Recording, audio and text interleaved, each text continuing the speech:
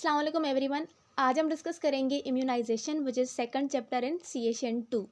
सो immunity क्या है? Basically immunity is the body's ability to resist and defends against infectious disease, toxins and foreign substance. Immunity हमारी body की वो ability है जो रेजिस्ट करती है और डिफेंड करती है अगेंस्ट इन्फेक्शियस डिजीजेस से, टॉक्सिन से और फॉरेन सब्सटेंस से। सिंपली अदर वर्ड्स में इसकी डेफिनेशन ये भी हो सकती है कि it is a state of resistance to infectious agent. ये वो स्टेट है जिसमें हमारी बॉडी इन्फेक्शियस एजेंट से रेजिस्ट करती है। इसको ही हम सिंपली इम्यूनिटी बोलते हैं। Then types of immunity, so there are two main types of immunity. Number one is innate immunity and second one is adaptive immunity. Innate immunity non specific immunity इसको हम बोलते हैं। उसके अलावा ये इमीडिएट डिफेंस है अगेंस्ट पैथोजन जो हमारी बॉडी में अवेलेबल होती है। और उसके अलावा सेकंड है एडेप्टिव इम्यूनिटी, ये स्पेसिफिक होती है और लॉन्ग टर्म डिफेंस मैकेनिज्म इसका होता है अगेंस्ट पैथोजन। तो इनको भी हम डिस्कस कर रहे हैं। सो इनेट इम्यूनिटी में आ जाते हैं हमारे फिजिकल बैरियर, जिसमें हमारी स्किन हो गई और म्यूकस मेम्ब्रेन हो गई। तो स्किन और म्यूकस मेम्ब्रेन ये फिजिकल बैरियर से फॉरेन सब्सटेंस और पैथोजेंस के लिए। उसके अलावा second one is cellular immunity. Cellular immunity में जैसे कि हमारे ब्लड सेल्स में वाइट ब्लड सेल्स आ जाते हैं, जिसमें न्यूट्रोफिल्स और मैक्रोफाजेस आ जाते हैं। ये इनका काम क्या होता है? ये भी फॉरेन बॉडी जैसे कि बैक्टीरियाज हो गए उनको किल करते हैं। उसके अलावा third one is humoral immunity. ये कंप्लीमेंट सिस्टम है जिसमें क्या होता है, जो फॉरेन एंटीबॉडी है उसको डिटेक्ट करते हैं और उसके अलावा उसकी कॉपीज़ वगैरह बनाते हैं और उससे फाइट करते हैं। Then last one is inflammatory response, यानी किसी भी अगर एरिया में अगर आपको इंजरी हुई है, वो केमिकल है, फिजिकल है या फिर कोई रेडिएशन वाली इंजरी है, तो उससे रिलेटेड उसके रिस्पॉन्स में इन्फ्लामेशन इनिशिएट होती है, तो उसको हम इन्फ्लामेटरी रिस्पॉन्स बोलते हैं, जो कि आल्सो एक प्रोटेक्टिव रिस्पॉन्स है। तो ये 4 मैकेनिज्म्स इनेट इम्यूनिटी में आ जाते हैं, जो कि बाय बर्थ हमारे अंदर प्रेजेंट होते हैं। देन है हमारे पास एडाप्टिव इम्यूनिटी। एडाप्टिव इम्यूनिटी मजीद 2 टाइप्स में डिवाइड की गई है। Number one is active adaptive immunity and second one is passive adaptive immunity. So active immunity में हमारा डायरेक्ट एक्सपोजर होता है एंटीजन के साथ, उसके रिस्पॉन्स में लॉन्ग टर्म इम्यूनिटी प्रोड्यूस होती है, इसको हम एक्टिव इम्यूनिटी बोलते हैं। Then second one is passive immunity. Passive immunity में हम जो है वो ट्रांसफ़र करते हैं एंटीबॉडीज़ को फ्रॉम मदर टू चाइल्ड और थ्रू इम्यूनोग्लोबुलेंस। अब इनको भी हम डिटेल में डिस्कस करेंगे। सबसे पहले है एक्टिव इम्यूनिटी। एक्टिव इम्यूनिटी यानी एक्टिवली आप एंटीजन से सामना कर रहे हैं और उसके बाद आप उसके रिस्पॉन्स में लॉन्ग टर्म इम्यूनिटी को प्रोड्यूस कर रहे हैं, इसको हम एक्टिव इम्यूनिटी बोलते हैं। इसमें टाइप्स आ जाते हैं जैसे कि ह्यूमरल इम्यूनिटी और second one is cell mediated immunity. Number one humoral immunity, इसको हम बी सेल मीडिएटेड इम्यूनिटी भी बोलते हैं, क्योंकि बी सेल्स क्या करते हैं, ये एंटीबॉडी की प्रोडक्शन करवाते हैं। एंटीजन के रिस्पॉन्स में एंटीबॉडीज़ की प्रोडक्शन होती है, इसको हम ह्यूमरल इम्यूनिटी बोलते हैं। Second one is cell mediated immunity, जिसमें टी सेल मीडिएटेड इम्यूनिटी भी हम इसको बोलते हैं। इसमें क्या होता है, डायरेक्ट सेल किलिंग होती है। ओके, देन है पैसिव इम्यूनिटी। पैसिव इम्यूनिटी के भी मज़ीद 2 टाइप्स हैं, एक है नेचुरल पैसिव इम्यूनिटी और सेकंड है artificial passive immunity. Natural passive immunity जो है वो हमें मदर से मिलती है, जैसे कि मदर टू चाइल्ड ट्रांसफ़र। जो मदर में एंटीबॉडीज़ प्रेजेंट है पहले से ही, वो ट्रांसफ़र होती है उसके चाइल्ड में, इसको हम बोलते हैं नेचुरल पैसिव इम्यूनिटी, यानी बनी बनाई आपको एंटीबॉडीज़ मिल रही है। उसके अलावा second one is artificial passive immunity. Artificial passive immunity में हम आर्टिफिशियल इम्यूनोग्लोबुलेंस और वैक्सीन्स प्रोवाइड करते हैं, इसको हम आर्टिफिशियल पैसिव इम्यूनिटी बोलते हैं। देन है वैक्सीनेशन। अब वैक्सीनेशन या फिर इम्यूनाइजेशन बात सेम ही है। वैक्सीनेशन का क्या मतलब है? Vaccination is the administration of vaccine to stimulate body immune system to produce immunity against specific disease. Simply vaccination ये वो प्रोसेस है जिसमें हम वैक्सीन को एडमिनिस्टर करते हैं बॉडी में, ताकि वो बॉडी के इम्यून सिस्टम को स्टिमुलेट करे और उसके रिस्पॉन्स में इम्यूनिटी प्रोड्यूस करे अगेंस्ट स्पेसिफिक डिजीज़, इसको ही हम सिंपली वैक्सीनेशन बोलते हैं। Now how vaccine work. अब वैक्सीन जो है वो किस तरह से वर्क करती हैं, सबसे पहले हम इंट्रोडक्शन करेंगे एंटीजन का। एंटीजन क्या है, ये सिंपली वैक्सीन है, वीकेंड भी हो सकती है और किल्ड पैथोजन भी हो सकती है, इनको भी आगे हम डिटेल में डिस्कस कर रहे हैं। तो सबसे पहले इंट्रोडक्शन होगा एंटीजन का हमारी बॉडी में, उसके बाद सेकंड पर इम्यून सिस्टम रिकॉग्नाइज करेगा कि ये जो सबस्टेंस है या फिर ये जो एंटीजन है ये हमारी बॉडी का नहीं है, तो उसके रिस्पॉन्ड करेगा, एंटीजन के को रिस्पॉन्ड करेगा।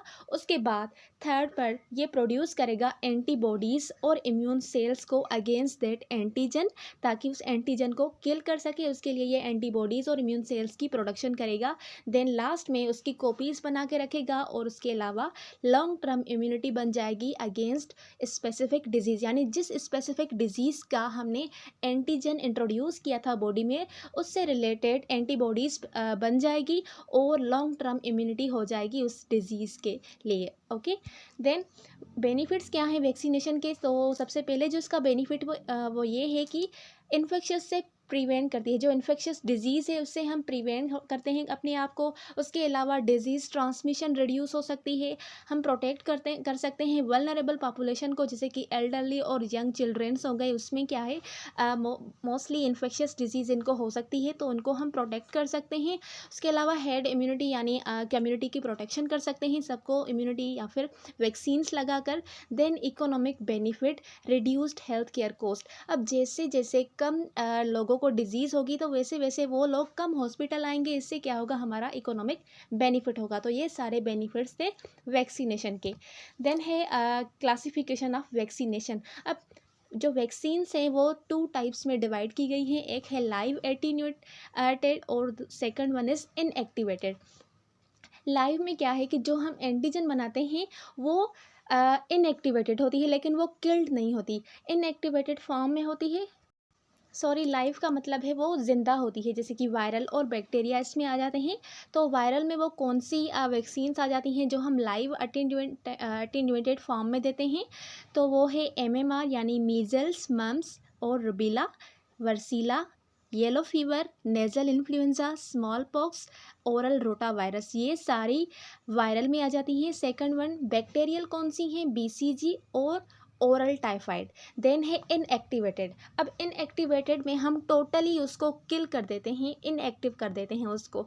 तो उसमें सबसे पहले है होल, यानी होल वायरस को हम किल करते हैं, और उसमें कौन से आ जाती हैं हमारे पास वैक्सीन, पोलियो की वैक्सीन आ जाती है, रेबीज़ की और हेपाटाइटिस ए की। देन है फ्रैक्शनल। फ्रैक्शनल में हम एक प्रोटीन बेस्ड होती है और दूसरी पॉलीसेचराइड बेस्ड होती है। प्रोटीन बेस्ड के जो सब यूनिट हैं, जैसे कि हेपाटाइटिस बी हो गई, पेरेंटल इन्फ्लुएंजा और ए सेलुलर परट्यूसिस। उसके अलावा पॉलीसेचराइड के मजीद 3 टाइप से, toxoid, pure and conjugate.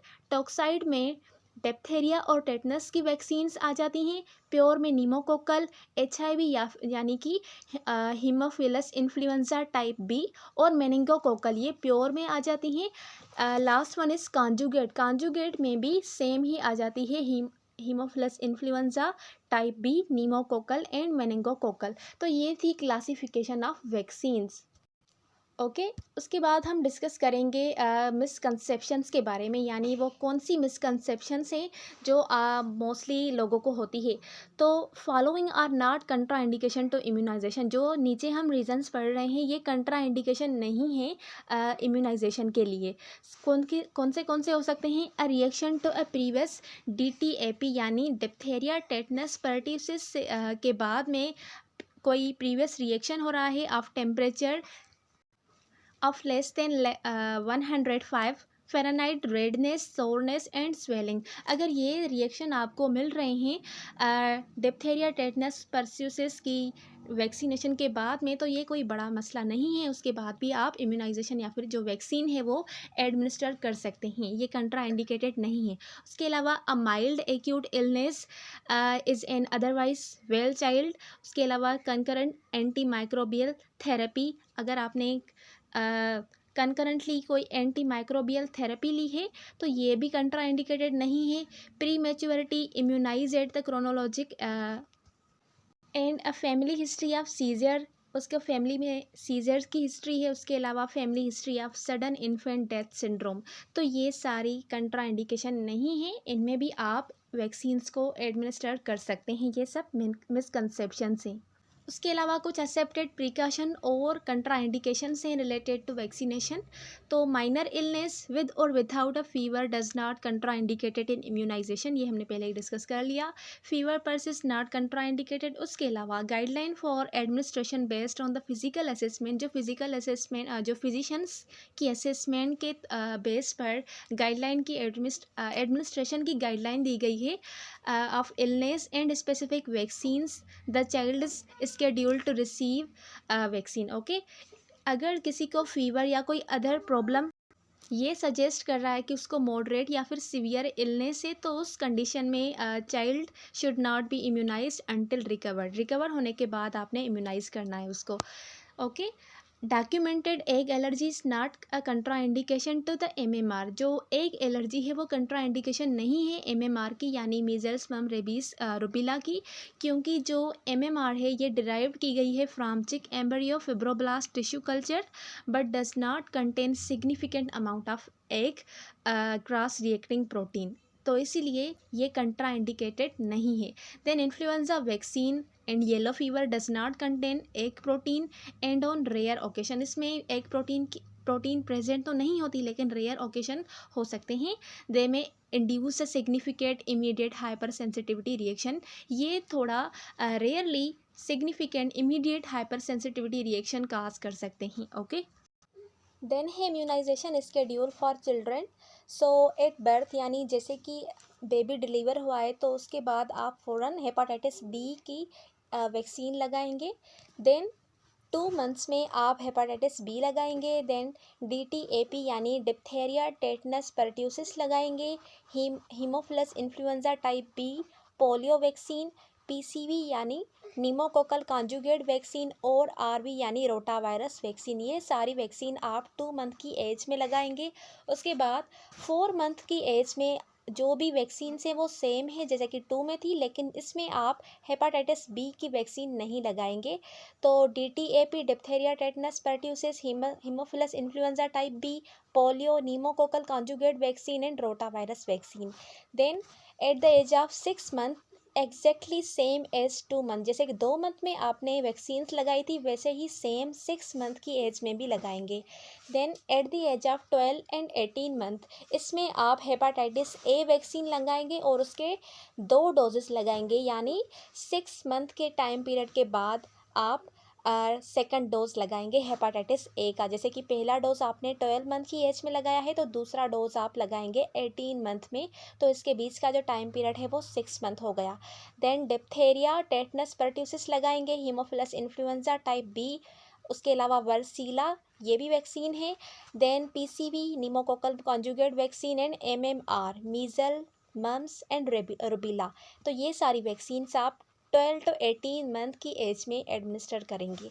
Then है 4 to 6 ईयर, अब 4 to 6 ईयर की एज में आप अगेन DTAP यानी डिप्थेरिया टेटनस पर्ट्यूसिस लगाएंगे, पोलियो वैक्सीन्स लगाएंगे, वर्सीला और मीजल्स मम्स रबीला ये वैक्सीन्स लगाएंगे at the age of 4 to 6 year. So thanks for watching, don't forget to subscribe my channel.